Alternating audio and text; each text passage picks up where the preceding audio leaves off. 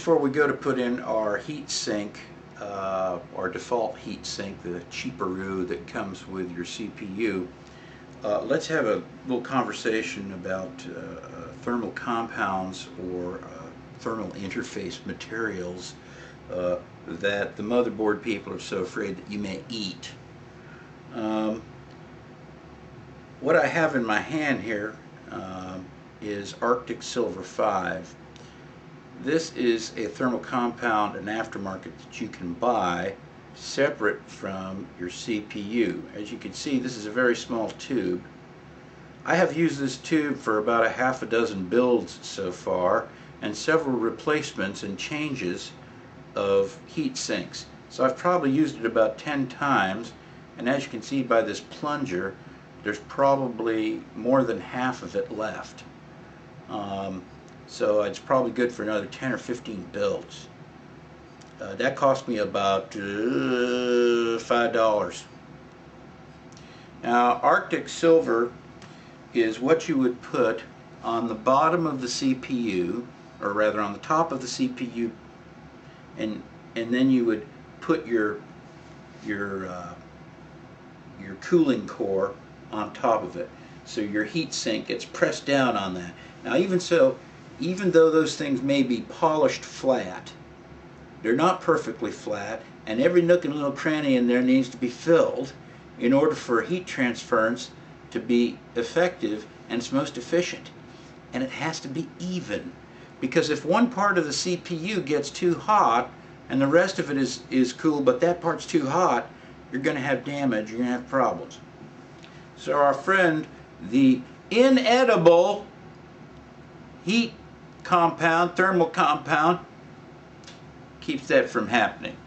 Now, the CPU heat sink that comes with your Intel i7s, and with many of the others, already comes usually with a really cheap, nasty paste on there. Some of it's good, some people say it's good. You can use it, I'm sure, unless you're overclocking, in which case I really wouldn't.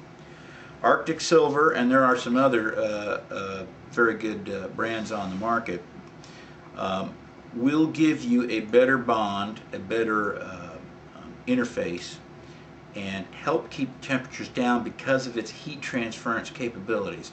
So in most cases, you want to scrape that cheap crap off and put this stuff on. Now, how much do you put on?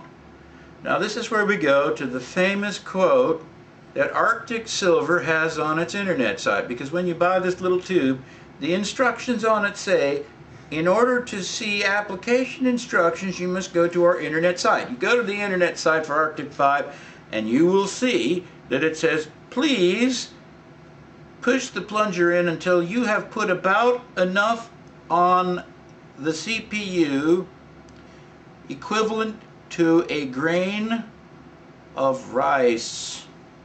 Now, that's not very much, but where are these people from?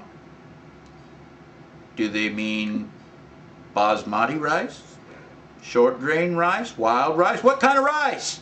There's a lot of different kinds of sizes of rice, and that's a lot of difference.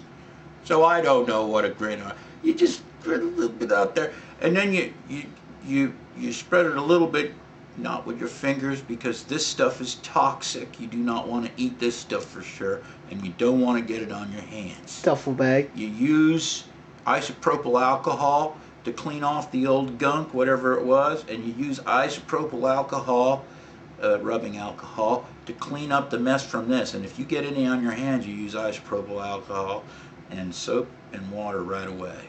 Okay?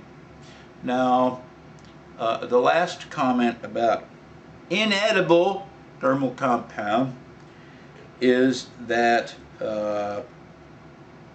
particularly Arctic Silver, but most of them, are highly conductive.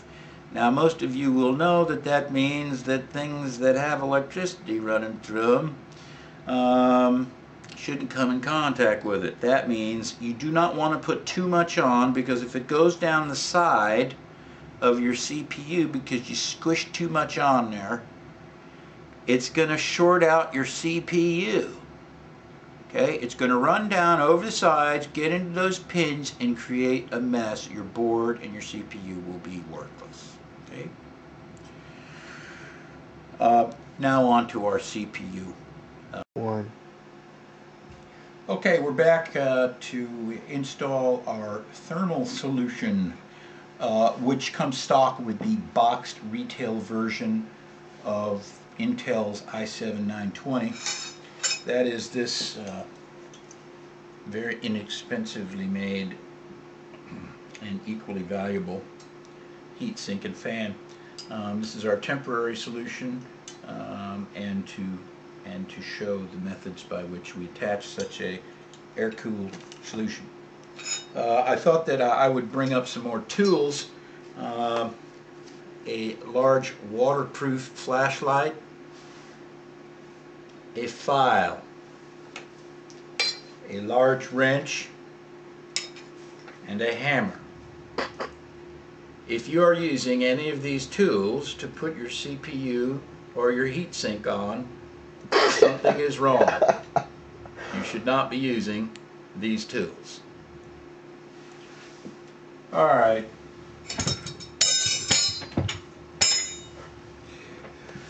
Okay. The 1366, which is this this socket, has a back that supports the motherboard, and you can see there are 4 circular holes. Looks like they're about maybe not quite a ½ inch diagonally out from each corner of the CPU. You can see on our heat sink here that it's got these plastic standoffs, barbs that go through the MOGO and then stick in there. Now, what they tell you to do is to line up your CPU fan plug near the CPU fan plug-in on the motherboard. Why, that makes plenty of sense to me. So we're going to put that over there, and then we're going to carefully try and line up the little plastic feet over the holes, and we'll jiggle it just a little bit, make sure it's in there.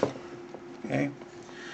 Now, in most cases, they admonish you to make sure that your motherboard is in and your motherboard tray in your case. In this case, we're not doing it because we have a gigantic Antec 1200, and it'd be hard for you to see what I'm doing in there. And in the second case, I tend to put most of my things on this foam backing for demonstration purposes, and also sometimes when we're testing multiple items. In general, I don't advise that you do that. I've been doing it for 10 years, so I know a thing or two about it. Okay, what they tell you to do when you're inserting this is to diagonally press down the diagonally opposing feet. So this one here and this one diagonally across from it, and we push that down so that they are in, and then we do the other two.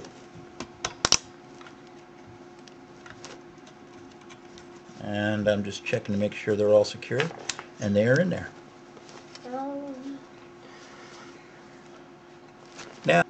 Now we're going to put our fan plug in. As you can see, it's a 4-pin fan plug and a 4-pin plug-in on the motherboard. And you can see, I'm not sure, can you see this right here, that it reads CPU fan? If you move your finger out of the way. Can you see it? Yeah. We're going to put it, and you can see this slot fits here and snaps in and retains it. So it's snug and secure, and that's your heat sink and your CPU.